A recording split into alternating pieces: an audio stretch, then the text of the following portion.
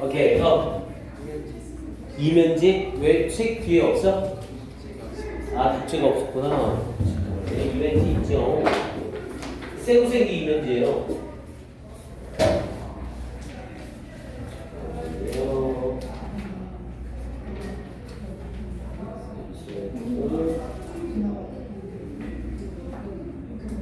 오케이, 나는 이면지가 필요하다. 이면지에다 하겠다.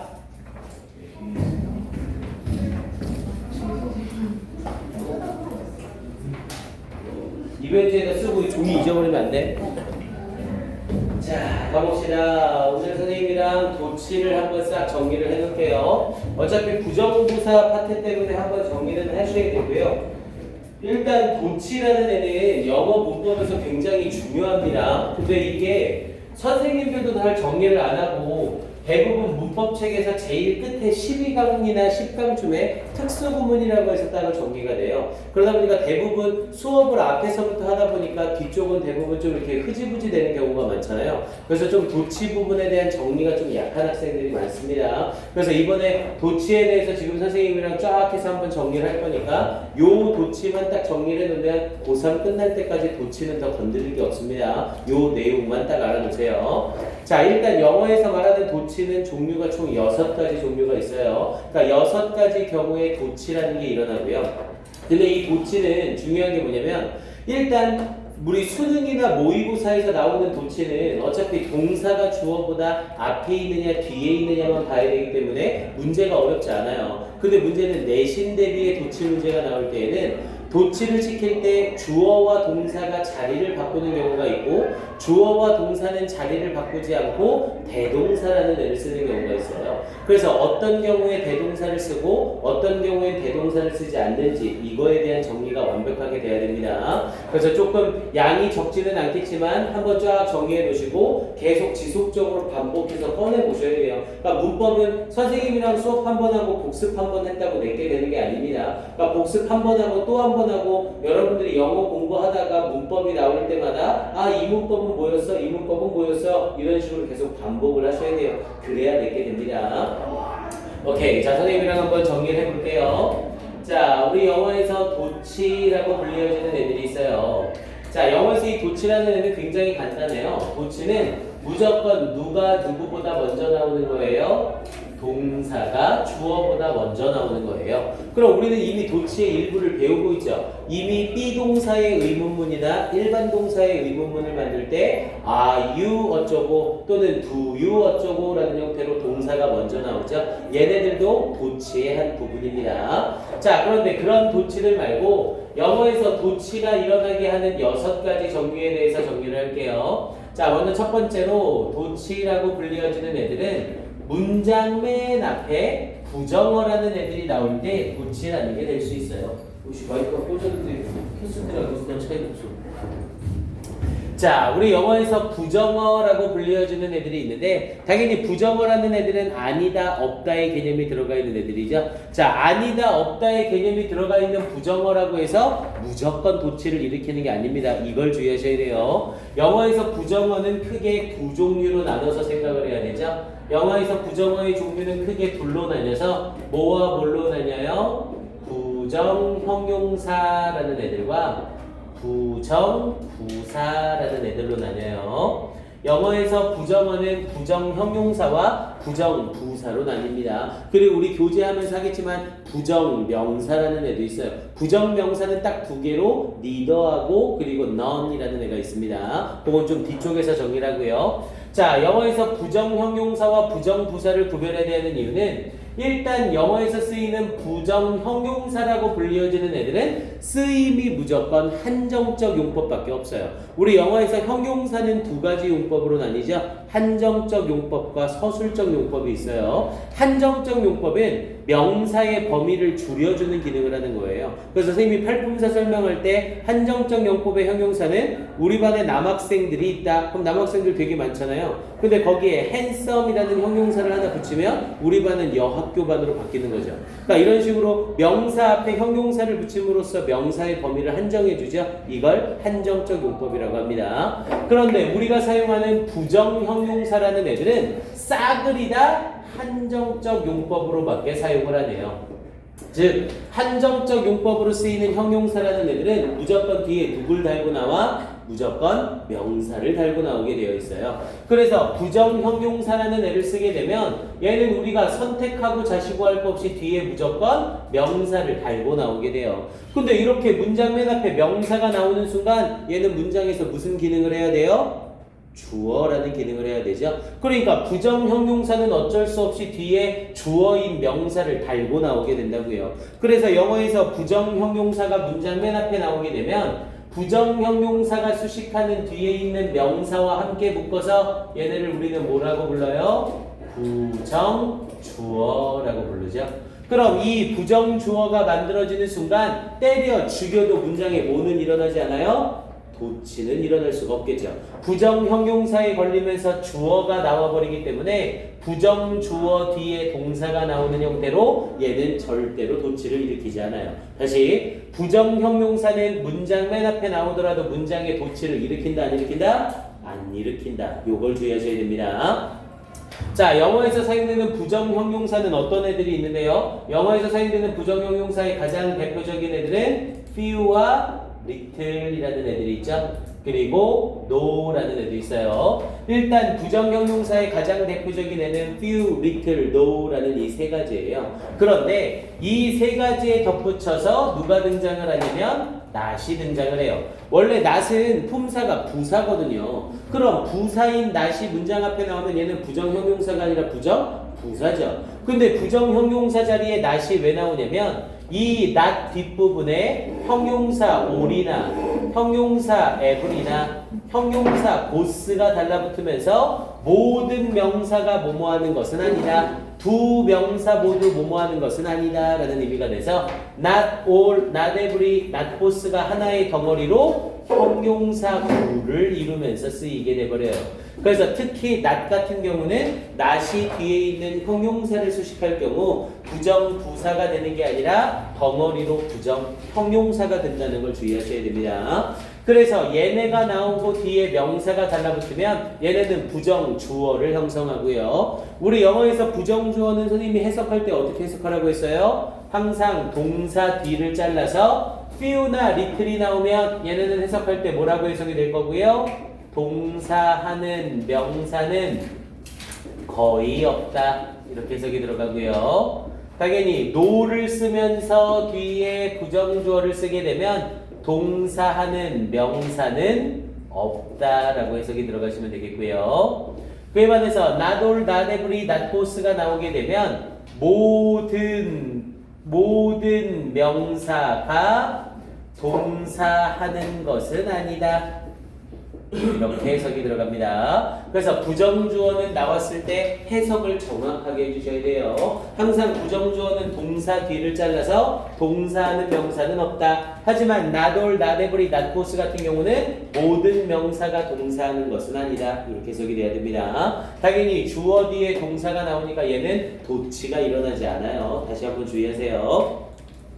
자, 그에 관해서 영어에서 부정부사라고 불리어지는 애들. 자, 부정의 의미를 가지는 부사가 문장 맨 앞에 쓰인다. 당연히 이 부정부사 뒤에는 절대로 부정형용사가 달라붙어 있으면 안 돼요. 그럼 부정부사가 뒤에 부정형용사를 수식하면서 형용사 덩어리가 돼버리니까요.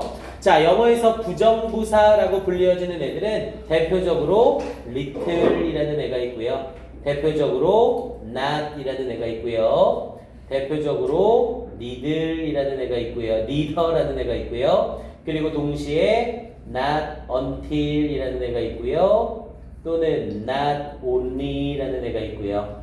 그리고 no sooner라는 애가 있어요. 그리고 대표적으로 또다시 never라는 애가 있고요. 우리 모두 다 알고 있는 hardly라는 애들이 있었죠. hardly를 쓰는 순간 당연히 hardly와 똑같은 의미의 scarcely 그리고 rarely, seldom이 같이 붙는 거고요. 얘네들을 우리는 영어에서 부정부사라고 부릅니다. 이 부정부사라는 애들이 문장 맨 앞에 오게 되는 순간 얘네가 문장 앞에 오면 무조건 문장은 뭐를 일으켜요? 도치를 일으켜야 돼요. 부정부사가 문장 맨 앞에 오면 무조건 문장은 뭐를 일으킨다? 도치를 일으킨다. 그런데 도치되는 방법이 중요합니다. 부정부사가 앞에 나와서 도치가 일어날 땐 B동사는 무조건 B동사와 주어가 자리를 바꿔요. 그리고 조동사를 썼을 경우 can이나 will이나 must나 may 또는 have pp, has pp와 같은 표현에서 조동사를 쓰게 되면 조동사가 앞에 나오고 무조건 주어를 씁니다. 근데 문제는 일반 동사일 경우에요. 부정부사가 문장 맨 앞에 오는 도치에서 일반 동사를 썼다면 절대로 일반 동사는 주어와 자리를 바꾸지 않고 do, does, did라는 대동사를 쓰고 주어를 쓰고 일반 동사는 무조건 원형의 형태로 남아있어야 돼요. 이렇게.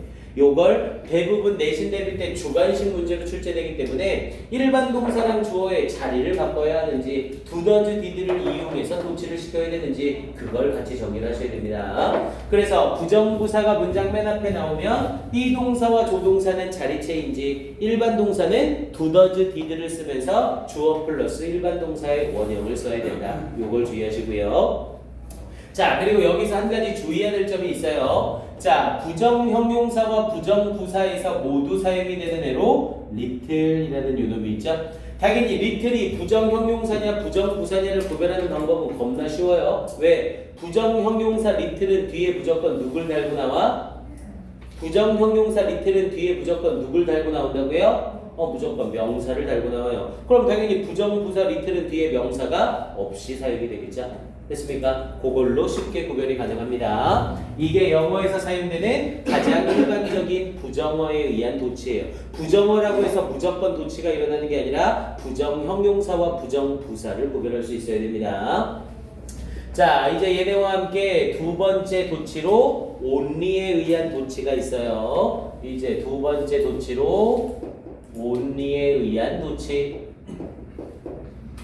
자, 우리 only라는 이 단어는 오직이라는 뜻이잖아요. I love only you라고 하면 나는 오직 너만을 사랑해. 하지만 이 only라는 단어에는 부정의 의미가 있습니다. 왜? I love only you라는 말은 나는 너만을 사랑해도 되지만 너 아닌 사람은 사랑하지 않아 라는 의미가 되는 거죠. 그래서 이 only라는 애는 부정의 의미가 숨어있는 애라고 해서 도치시킬 때 조금 유별나요. only라는 애는 only가 혼자서 문장 맨 앞에 나왔을 때 only 뒷문장에 절대로 도치를 일으키지 않아요. only가 혼자 문장 앞에 나왔을 때 절대로 도치를 일으키지 않고 주어 동사의 순서를 그대로 씁니다. 그에 반해서 only를 썼는데 only 뒷부분에 어떤 단어가 붙어 있다거나 이 단어는 대부분 부사인 경우가 많아요. only, then, only, ago 뭐 이런 식으로 또는 only 뒤에 어떤 구가 달라붙거나 대부분 이때 구도 부사구가 되고요. 또는 only 뒤에 접속사를 사용하는 절의 형태가 달라붙었을 경우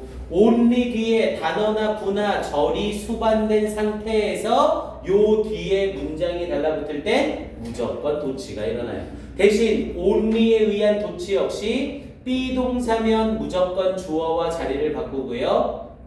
조동사면 무조건 주어와 자리를 바꾸고요. 일반 동사면 do나 does나 did를 이용해서 주어를 쓰고 일반 동사의 원형의 형태를 써야 돼요.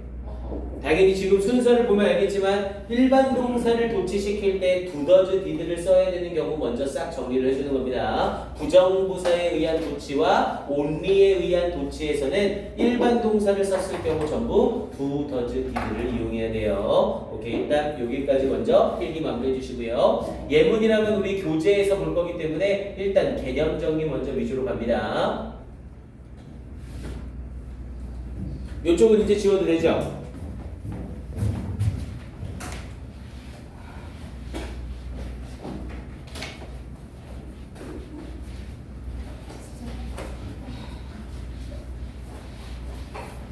자, 이제 얘네와 함께 세 번째 도치가 들어갑니다. 자, 우리 세 번째 도치는 얼마 전에 가정법에서 배웠던 애죠? 우리 가정법 중에서 무슨 가정법을 쓸 때? if 가정법을 쓸 때 if 가정법에 도치가 일어나는 경우가 있었죠? 당연히 if 가정법에 쓰이는 if는 부사절 접속사예요. 원래 영어에서 부사절 접속사가 지워지면 분사 구문을 만드는 게 정석이지만 특이하게 if 가정법은 if가 지워질 경우 뭐가 일어나더라? 도치가 일어나더라. 우리가 배웠죠? 그럼 당연히 if 가정법은 종류가 딱 정해져 있었죠. if 가정법 과거와 if 가정법 과거 완료가 있었잖아요. 그럼 if 가정법 과거라면 if 주어 뒤에 비동사는 무조건 were를 쓸 거고요. 일반 동사라면 일반 동사의 과거형을 쓰겠죠. 그리고 만약 if 가정법 과거 완료라면 뭐를 쓸 거고요? had 플러스 pp를 쓸 거고요.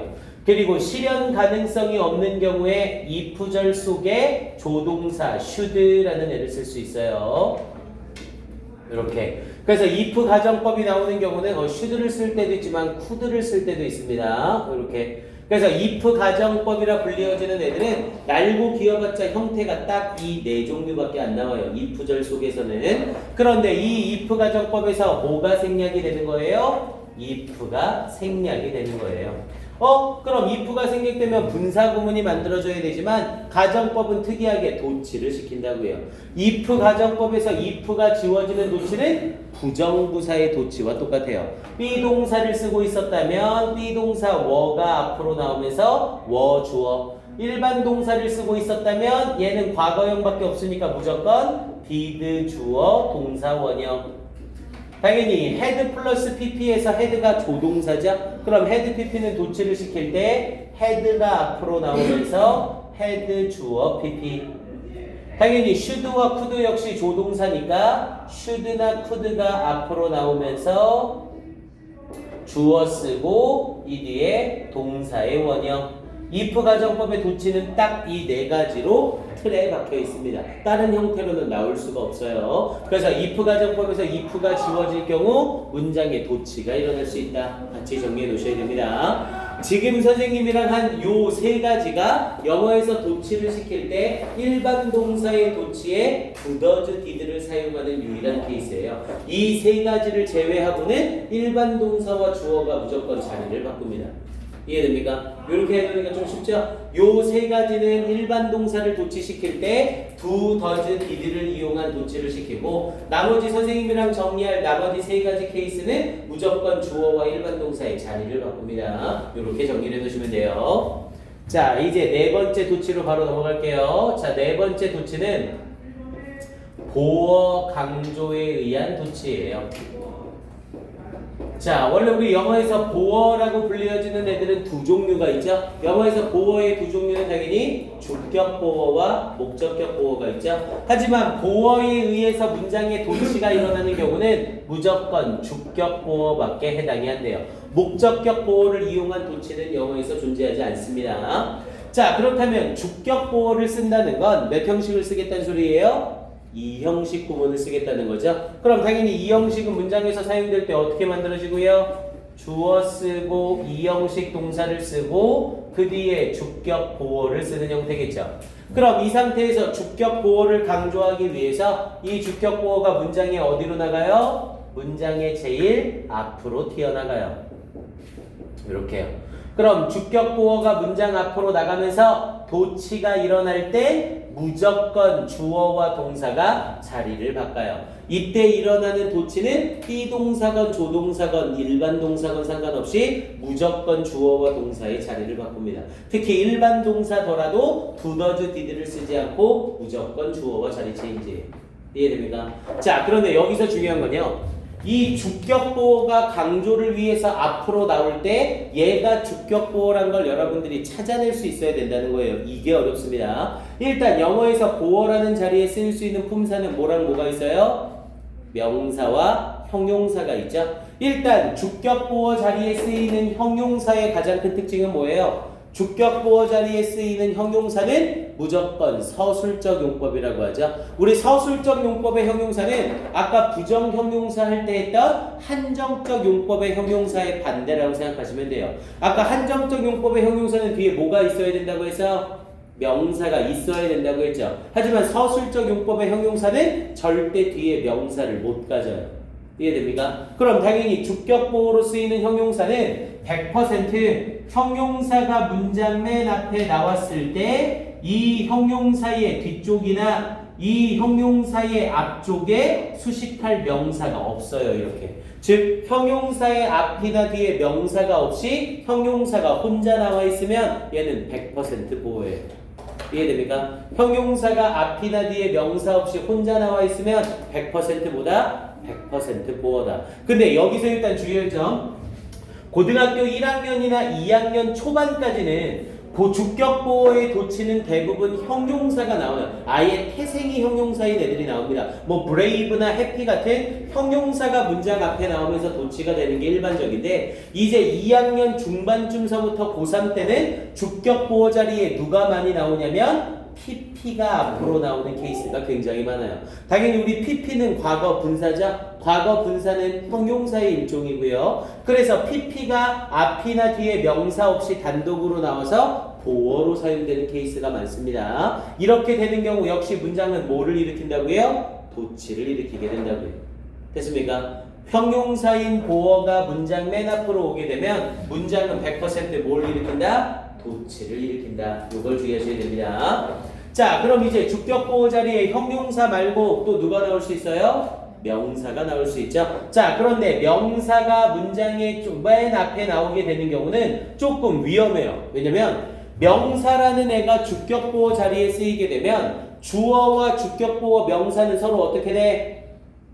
주격 보호 자리에 명사를 쓰게 되면 주어와 주격 보호는 서로 어떻게 돼? 완전히 똑같죠. I am 영진, 내가 영진이잖아요. I am a teacher, 나는 선생님이잖아요. 주어 주격 보호 자리에 명사를 쓰면 주어와 주격 보호가 완전히 똑같아져 버려요. 그럼 주격 보호인 애가 문장 맨 앞에 나오더라도 얘가 보어인지 주어인지 구별이 가능해 안 가능해? 가능하지 않아요. 그래서 어떤 법칙을 만들어 놓냐면 주격 보호 중 명사가 강조를 위해서 앞으로 나오는 경우는 무조건 이 명사 앞에 관사를 강제로 다 지워버려요. 원래 우리 영어에서 명사 앞에는 더라는 관사가 붙게 되잖아요. 그런데 보어를 강조하기 위해서 명사가 앞에 나올 땐 명사 앞에 붙어 있는 더를 강제로 지우고 명사만 덩그러니 나옵니다.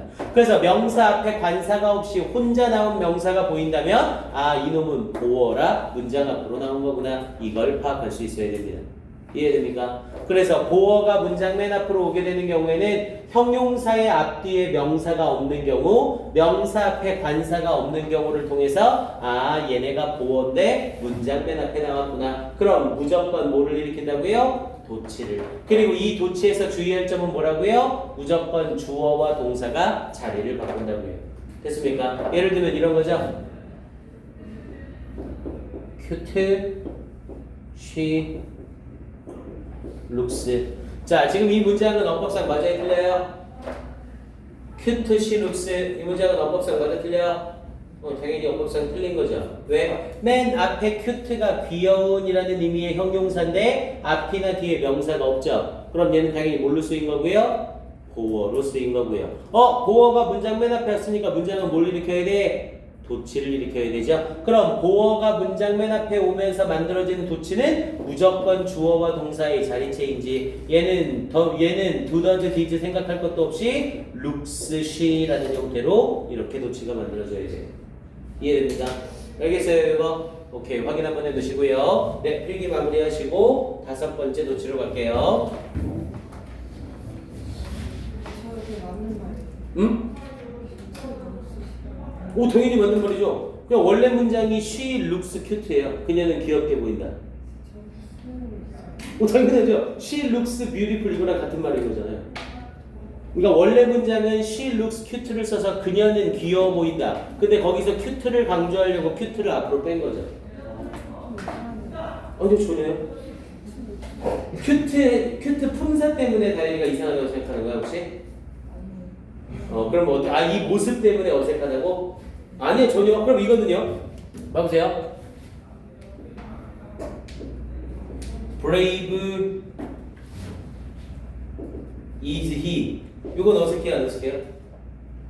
어색해요. 이거는 어법상 완전히 올바른 문장이에요. 그는 용감하다.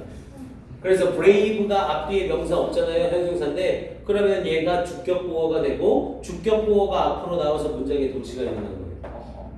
아무 문제 없이 올바르게 잘 쓰인 어법입니다. 저렇게 쓸 때. 당연히 많죠. 대신에 선생님이 문제를 좀 짧게 자른 거고요. 대부분 보어가 앞에 나오면서 이렇게 도치가 되는 케이스는 이 자리에 대명사를 쓰기보다는 명사를 많이 써요. 예를 들면 the man 같은 명사가 여기에 달라붙고 그리고 이 the man을 수식하면서 who met yesterday 이런 식으로 뒤에 부분에 관계대명사의 수식이 달라붙는 명사를 쓰는 이 형식에서 이런 구조를 많이 써요.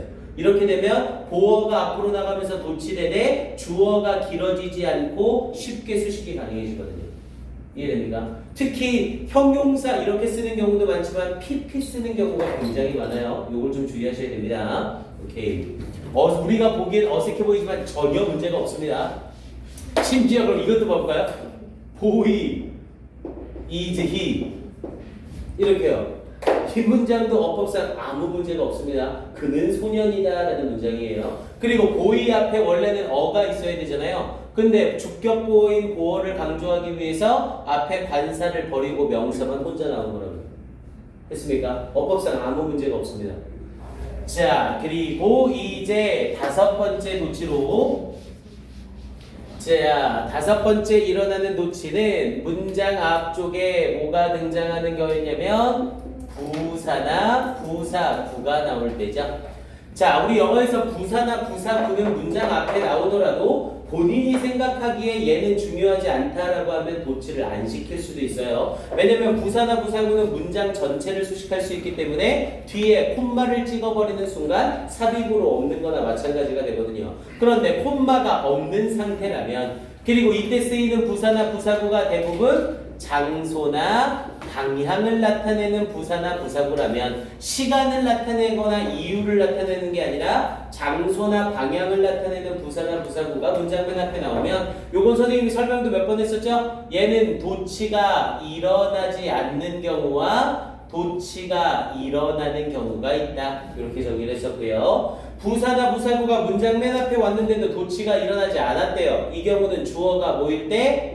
대명사일 때. 부사나 부사구가 문장 맨 앞에 나오더라도 주어가 대명사인 경우에 절대로 도치를 안 일으켜요. 그런데 부사나 부사구가 문장 앞에 나오고 주어가 뭐인 경우에 명사인 경우에는 100% 도치를 일으켜요. 그리고 아까 얘기했죠? 일반 동사를 썼을 때 도치를 두더즈 디드를 쓰는 경우는 부정부사일 경우, 그리고 뒤쪽에 only 도치일 경우, 그리고 if 가정법 도치 이 세 가지에서밖에 안 쓴다고요. 그럼 여기에서 동사도 역시 누구예요? 비동사와 조동사와 일반 동사가 전부 주어와 자리를 체인지합니다. 이해됩니까? 그래서 우리 이거 제일 많이 쓰는 게 누구예요? 대열이잖아요, 대열. 그래서 대열을 쓰고 나서 뒤에 is냐, are냐 물어보면 뒤에 단수 명사가 나오면 is요, 뒤에 복수 명사가 나오면 are입니다. 이렇게 얘기를 하잖아요. 왜? 주어가 명사니까 도치가 된 거거든요. 그래서 얘가 주어니까 단수 주어라 is, 복수 주어라 are를 쓰는 거죠. 근데 이렇게도 표현이 돼요. 대열을 쓰고 나면서 거기에 그가 살고 있었습니다 라고 표현을 하는 거죠. 그럼 거기에 그가 살고 있었습니다로 대열 he lived 이렇게 문장이 만들어지는 거죠. 똑같은 대열을 썼지만 얘는 뒤에 주어가 he라는 대명사죠. 그러니까 뭐를 못 일으켜?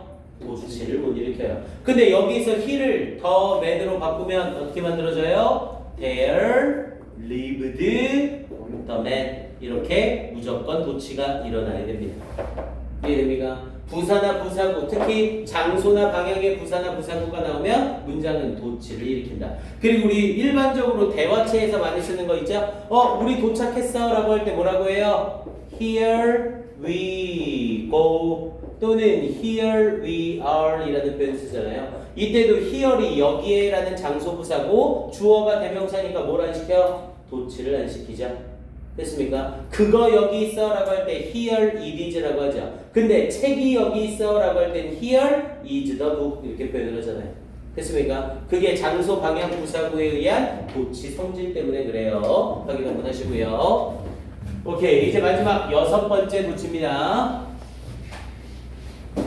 양이 적지는 않아요. 근데 이걸 또 일부 배우고 찔끔이라고 하면 문제가 나왔을 때 여러분들이 맞출 확률이 확 줄어듭니다. 그래서 어법은 한번 정리할 때 전체 어법을 싹 정리해야 여러분들이 문제를 맞출 수 있어요. 자, 6번째로 일어나는 도치의 케이스는 관용적 도치라는 애예요. 자, 6번째 도치는 관용적 도치. 누가 쭈쭈쭈 하고 있어, 쭈쭈. 네. 자, 관용적 도치입니다. 자, 관용적 도치라는 애, 우리 관용적이라는 이 말은 무슨 말이라고 했어요?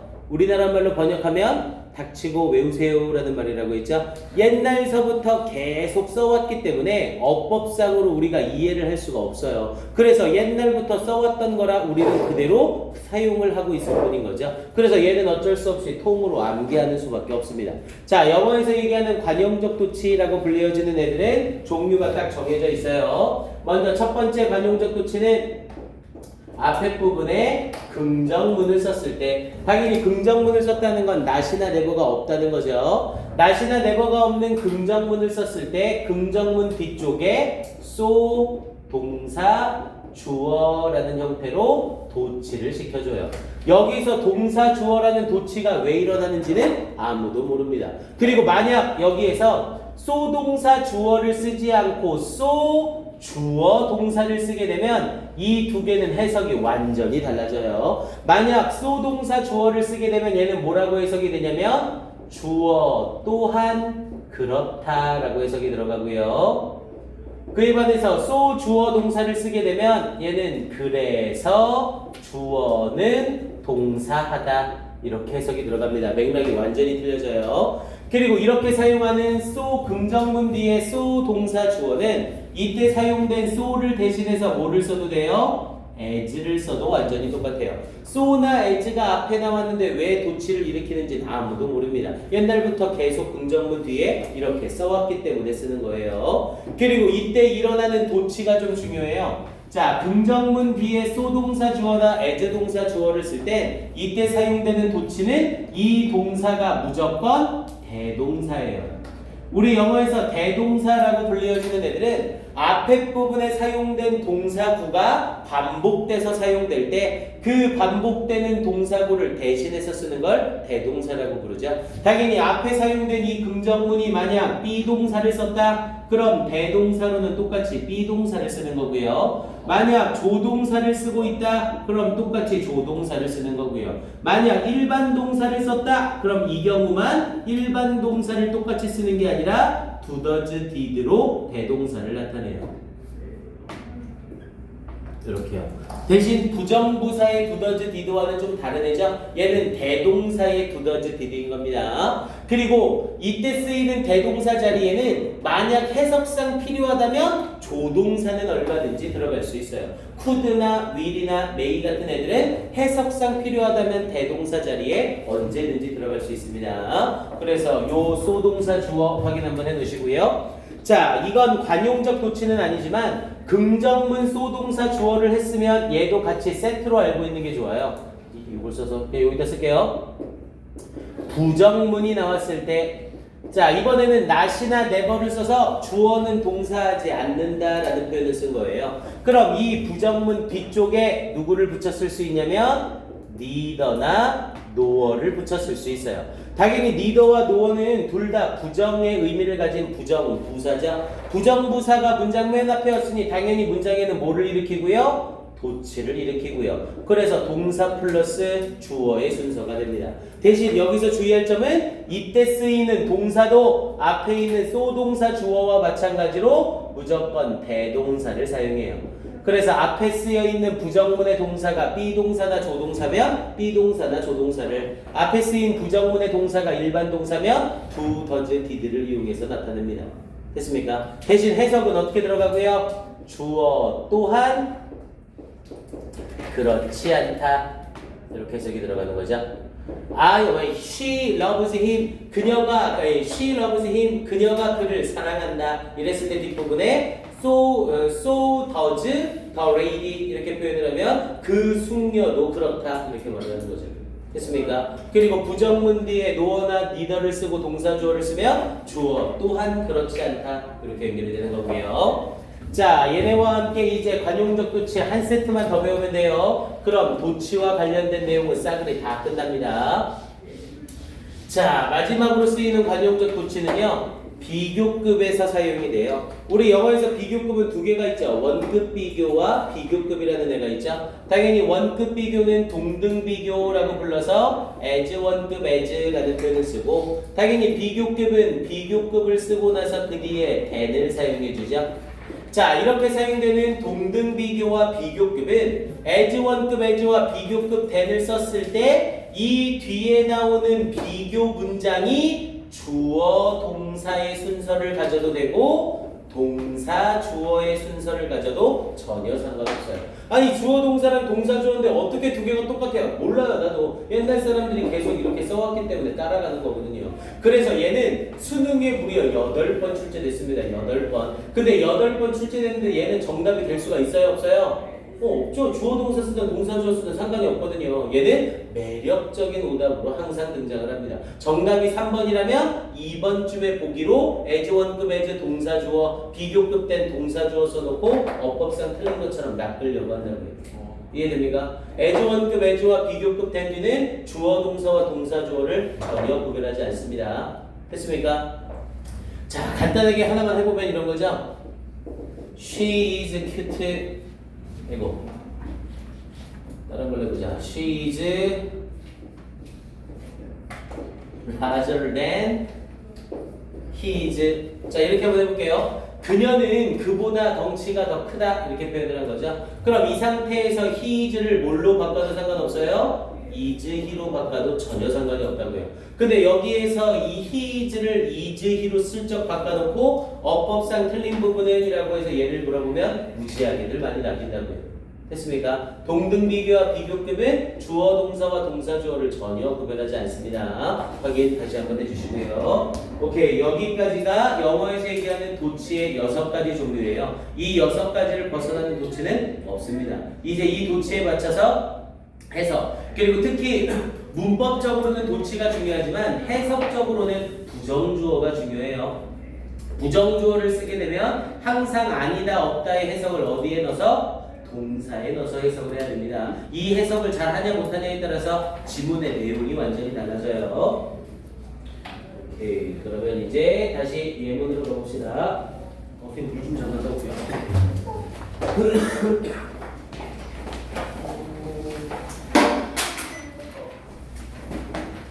켜진다.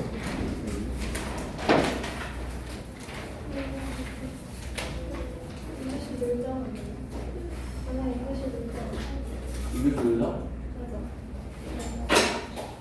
뭐냐 오늘 진짜 박물관 진짜 박물관 진짜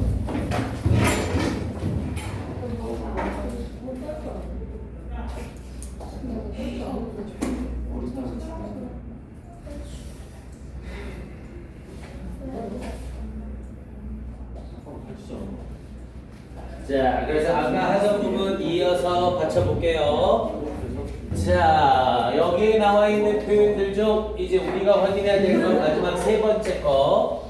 자, none과 neither가 명사로 쓰이는 경우예요. 자, 이 none과 neither가 명사로 쓰이게 되면 얘네는 항상 어떤 구조를 쓰게 되냐면 none of 복수명사 그리고 neither of 복수명사, 항상 이런 구조를 써요. 대신 neither of 복수명사를 쓰는 순간 얘는 뒤에 있는 이 복수명사의 개수가 무조건 둘이에요. 그래서 둘 모두 뭐뭐하지 않다 이렇게 연결되는 거고요. none of 복수명사를 쓰게 되면 이때 복수명사는 둘 이상이에요. 그래서 일단 none입니까 neither입니까를 물어보는 문제가 나오면 of 뒤에 있는 명사의 개수가 2개인지 3개 이상인지를 먼저 확인하는 겁니다. 3개 이상이면 보호자 추가할 것 없이 none이 정답이겠죠. 자, 그리고 none입니까 neither입니까를 물어보는 중요한 포인트가 하나 또 있어요. 어떤 포인트가 있냐면 얘네는 당연히 주어를 복수명사로 받을 수 있어요. 그래서 none of 복수명사는 무조건 복수동사를 받고요. neither of 복수명사 역시 복수동사로 받아요. 그런데 neither of 복수명사는 단수명사를 받을 수도 있어요. 왜냐면 neither의 의미가 둘 다 아닌이 아니라 둘 중 어느 하나도 아닌이라는 의미를 가지거든요. 둘 중 어느 하나도 아닌. 조금 이따가 해줘. 그래서 neither of 복수명사를 쓰게 되면 neither of 복수명사 뒤에는 단수동사 쓸래 복수동사 쓸래 할 때 쓰는 사람 마음대로 결정해서 쓰셔도 돼요. 만약 are를 쓰게 되면 둘 다 아니다 라고 해석이 들어가는 거고 is를 쓰면 둘 중 어느 하나도 아니다 라는 의미로 쓰이는 거죠. 그럼 당연히 시험 문제로는 뭐가 나오겠어요? none of 복수입니까? neither of 복수입니까? 라고 물어봐 놓고 뒤에